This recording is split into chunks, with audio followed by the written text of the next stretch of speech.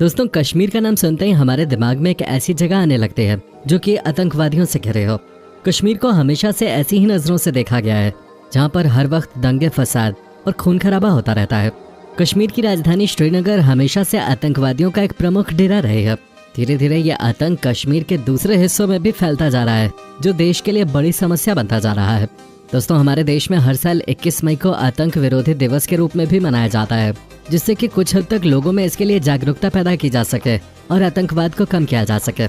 कश्मीर घाटी में फैले इस आतंकवाद और अत्याचार का असर अगर सबसे ज्यादा किसी पर हुआ है तो वो है कश्मीरी पंडित। दोस्तों, अगर आपको नहीं पता तो हम आपको बता दें कि आतंकवाद के चलते ही कश्मीर राज्य के पंडितों को अपने ही राज्य और घर को छोड़ना पड़ा था, जिसका नतीजा ये हुआ है कि आज कश्मीर घाटी में कश्मीरी पंडितों का नामो निशान पूरी तरह से मिट चुका है। ये सब कैसे हुआ? किस तरह से आतंकवादियों या एक समुदाय के लोगों ने कश्मीरी पंडितों का बड़ी ही बेरहमी से कत्ल किया और कितना मजबूर होकर इन पंडितों को अपने ही घर और राज्य को छोड़कर जाना पड़ा, ये सब कुछ आज के इस वीडियो में हम आपको विस्तार से बताने वाले हैं। अगर आप भी जानना चाहते हैं कि किस तरह से मासूम लोगों पर अत्याचार किए गए थे और कैसे उन्हें बड़ी बेरहमी से मौत के घाट उतारा गया, तो दोस्तों इस वीडियो के अंत तक बने रहिए। पर दोस्तों, वीडियो शुरू करने से पहले मेरी आप सभी से रिक्वेस्ट है कि अगर आपने हमारे चैनल को अभी तक सब्सक्राइब नहीं किया है तो इसे अभी कर लें। साथ ही इसके बगल में लगे उस बेल आइकन को भी जरूर ऑन कर लें, ताकि हमारी इसी तरह के वीडियोस की नोटिफिकेशंस आप तक सबसे पहले पहुंचते रहें।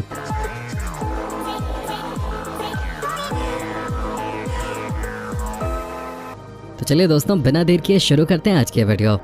देश की आज़ादी से पहले कश्मीर न सिर्फ सुंदर हुआ करता था, बल्कि एक बहुत ही शांतिपूर्ण राज्य था। दोस्तों, ये वही समय था जब कश्मीर को भारत का स्वर्ग कहा जाता था। हमारे देश में आज भी कश्मीर घूमने जाने वालों की कमी नहीं है, क्योंकि यहाँ की सुंदरता ऐसे है जिसे देखने के बाद हर कोई मंत्रमुग्ध हो जाता है। दोस्तों, उस समय आतंकवाद शब्द भी कश्मीर में कहीं देखने और सुनने को नहीं मिलता था।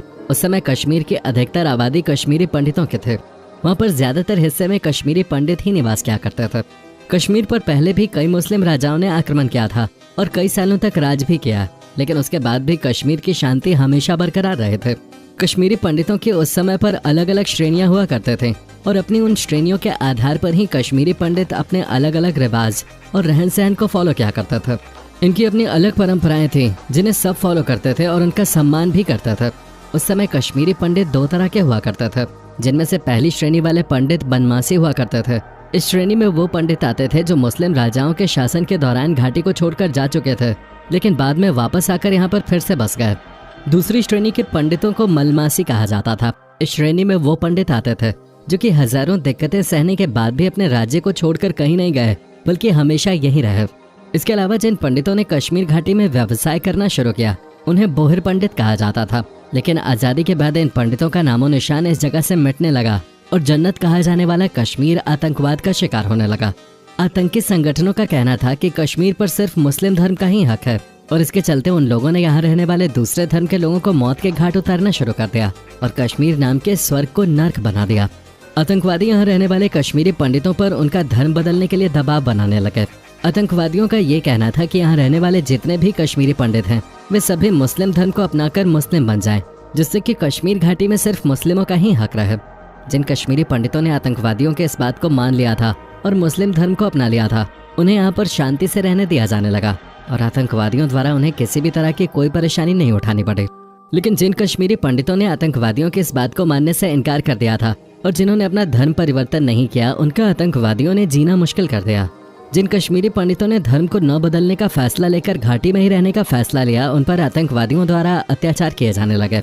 इसी तरह की घटनाओं के चलते साल 1990 में बहुत सारे कश्मीरी पंडितों ने कश्मीर घाटी को छोड़ दिया और भारत के दूसरे राज्यों में रहने चले गए। भारत की आज़ादी के समय कश्मीरी हिस्से को लेकर भारत और पाकिस्तान के बीच भी जंग छिड़ गए थे। पाकिस्तान ने कश्मीर को पाकिस्तान का हिस्सा बनाने की लाख कोशिशें की, लेकिन पाकिस्तान ऐसा करने में सफल नहीं हुआ। इसके बाद पाकिस्तान ने आतंकवाद का सहारा लिया और आतंकवाद के सहारे कश्मीर पर कब्जा करने की कोशिश की, जिसकी वजह से 1980 के दशक तक कश्मीर में भारत विरोधी प्रदर्शनों में इजाफा होने लगा। 1980 में कश्मीर में Jammu Kashmir liberation front JKLF और पाकिस्तान का समर्थन करने वाले बहुत सारे इस्लामिक समूह कश्मीर में अपने पैर जमाने लगे और इन समूहों द्वारा कश्मीर में रहने वाली मुस्लिम जनता के बीच भारत के खिलाफ नफरत फैलाने का काम शुरू किया गया। इस बात का असर कश्मीर में रहने वाले कश्मीरी पंडितों पर पड़ने लगा। साल 1988 में जम्मू कश्मीर लिबरेशन फ्रंट ने भारत से कश्मीर को आज़ाद कराने के लिए अलगाववादी विरोध शुरू कर दिया इस अलगाववादी विरोध के कारण साल 1989 में एक कश्मीरी हिंदू जिनका नाम टीकालाल टपलो था, उनकी हत्या कर दी गई। टीकालाल एक जाने माने नेता थे जो कि भारतीय जनता पार्टी से ताल्लुक रखते थे। जब इनकी हत्या की गई तब कश्मीरी पंडितों के मन में डर पैदा होने लगा और क्योंकि विद्रोह बढ़ता जा रहा था, जिसकी वजह से इस समुदाय के लोग अपने आप को असुरक्षित महसूस करने लगे। 4 जनवरी 1990 को कश्मीर के उर्दू अखबारों में एक आतंकी संगठन हिजबुल मुजाहिदीन द्वारा एक विज्ञापन प्रकाशित किया गया। इस विज्ञापन में हिजबुल संगठन द्वारा घाटी में रहने वाले सभी पंडितों को तुरंत घाटी छोड़कर चले जाने का आदेश दिया गया था। इस विज्ञापन में साफ शब्दों में लिखा गया था कि या तो कश्मीरी पंडित धर्म बदल लें या फिर कश्मीर छोड़कर कहीं और चले जाएं, नहीं तो मरने के लिए तैयार रहें। इस विज्ञापन को कई दिनों तक कई अखबारों में प्रकाशित किया गया, जिससे कि पंडितों के मन में इस बात का खौफ बैठ जाए और वो लोग यहाँ से चले जाएं। इतना ही नहीं, इस विज्ञापन को कश्मीरी पंडितों के घरों के बाहर भी चिपका दिया गया। कश्मीर में लाउडस्पीकर के जरिए पंडितों को यहाँ से जाने की धमकी दी जाने लगी। यहाँ तक कि मस्जिदों में भी लाउडस्पीकर पे नारे लगाए जाने लगे कि कश्मीर में अगर रहना है तो अल्लाहू अकबर कहना होगा, कश्मीर बनेगा पाकिस्तान, ए जालिमो, ए काफिरों, कश्मीर हमारा है, इसे छोड़ दो। इसी तरह के कई नारे स्पीकर के जरिए लगाए जाने लगे। इसी में से एक नारा था, कश्मीर बनेगा पाकिस्तान, पंडित आदमियों के बगैर पर पंडित औरतों के साथ। इन सब चीज़ों के चलते कई परिवारों ने अपने घर की महिलाओं को स्टोर रूम में बंद कर दिया था, ये बोलकर कि अगर भीड़ हमला करे तो अपने आप को आग लगा लेना। ऐसी स्थिति में कश्मीरी पंडितों ने अपनी जान बचाने के लिए हर संभव कोशिश की और जहां जैसा साधन मिला उसमें छुपकर घाटी छोड़कर उन्हें जाना पड़ा। बहुत बड़ी संख्या में पंडित लोग कश्मीर छोड़कर जाने लगे।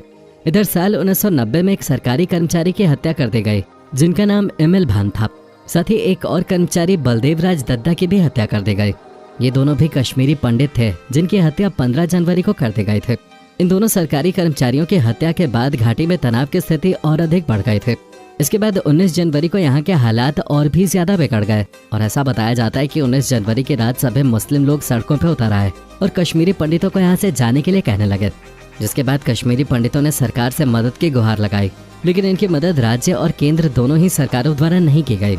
वहीं यहाँ रहने वाले मुस्लिम इस हद तक गिर गए कि वहाँ पर हिंदू महिलाओं के साथ बलात्कार किया जाने लगा और छोटे छोटे बच्चों की हत्या की जाने लगे। बीच चौराहे पर कश्मीरी पंडितों पर गोलियां दागी गईं और उन्हें अपने ही घरों से घसीट कर निकाला गया और उनकी हत्या की गई। इतने सब अत्याचारों के बाद आखिरकार पंडितों ने घाटी को छोड़ने का फैसला ले लिया। जनवरी के अंत तक कश्मीर में रहने वाले लाखों पंडित यहाँ से जा चुके थे और देश के अलग अलग हिस्सों में रहने लगे थे। कुछ लोग जम्मू में जाकर रहने लगे थे तो कुछ ने जम्मू कश्मीर को ही छोड़ दिया था।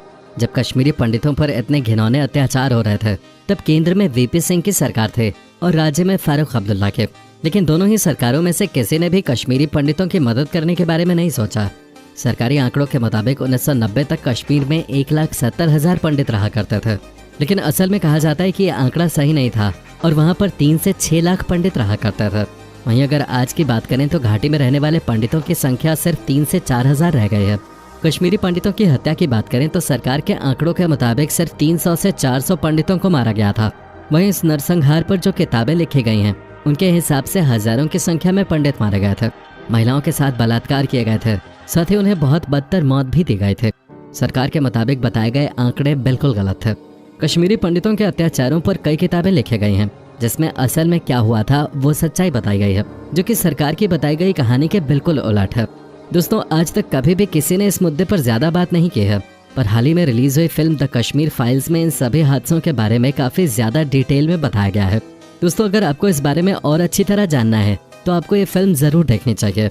तो दोस्तों, हमें उम्मीद है कि आज की हमारी ये इन्फॉर्मेटिव वीडियो आप सभी को पसंद आई होगी।